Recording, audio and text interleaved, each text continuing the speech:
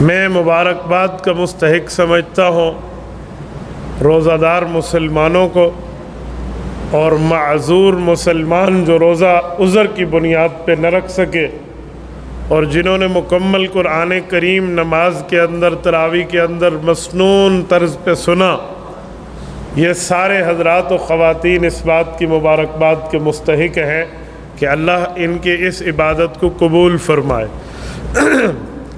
الترغیب و الترہیب میں ہے، حضرت عبداللہ ابن مسعود رضی اللہ تعالی عنہ عید کے دن فرمایا کرتے تھے کہ جنہوں نے روزے رکھے اور عبادت کی ہے ان کو میری طرف سے مبارک ہو، اور جو نہیں رکھ سکے ان کو میری طرف سے تعزیت ہو۔ تو اسی اتباع پر رمضان کے روزے رکھنے والوں کو مبارک، اور جن کے نہیں ہیں ان کے لیے تعزیت کی بات اس صحابی رسول کا طرز عمل ہے۔ نمبر 2، عید الفطر پر ایک دو باتوں کا اہتمام ہونا چاہیے۔ فطرانہ کا مطلب کیا ہے اور فطرانہ کس پر واجب ہے؟ یہاں پر دو قسم کی باتیں ہیں۔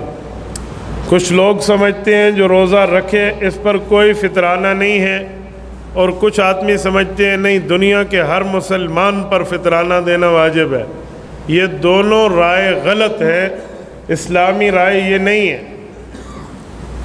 جنہوں نے روزے رکھے ہیں اور وہ صاحب نصاب ہیں، 80,000 روپے جو چاندی کے 52.5 تولے کی قیمت بنتی ہے اس کے مالک ہیں، انہوں نے فطرانہ دینا ہے، ہر مسلمان نے نہیں دینا۔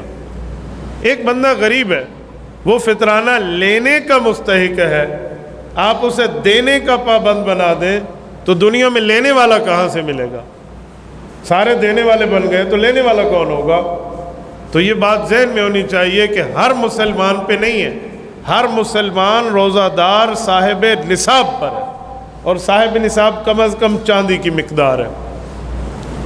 نمبر 2، جس مسلمان کے پاس یہ چیز نہیں ہے، وہ روزے رکھے ہیں یا نہیں رکھے اس نے، وہ فطرانہ لے سکتا ہے، شرط ہے کہ وہ سید نہ ہو۔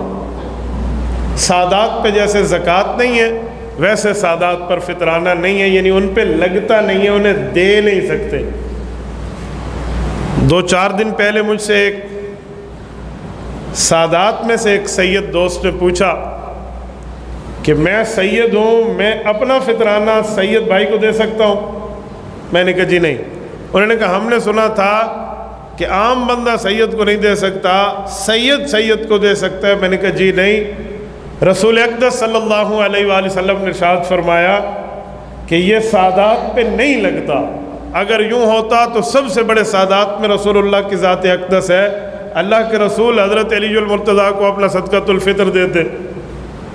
تو یہ کیسے ہے؟ سید نے بھی غیر سید کو دینا ہے، اور غیر سید تو دے گا ہی سید کو، تو یہ بات ٹھیک نہیں ہے۔ یہ میں نے اسی لیے کہی ہے کہ جو میرا تجربہ ہے نا، جو میں لوگوں سے رابطے میں ہوں، تو میرے ذہن کے مطابق لوگوں نے یہ ذہن بنا لیا ہے کہ ہر بندے پر فطرانہ واجب ہے۔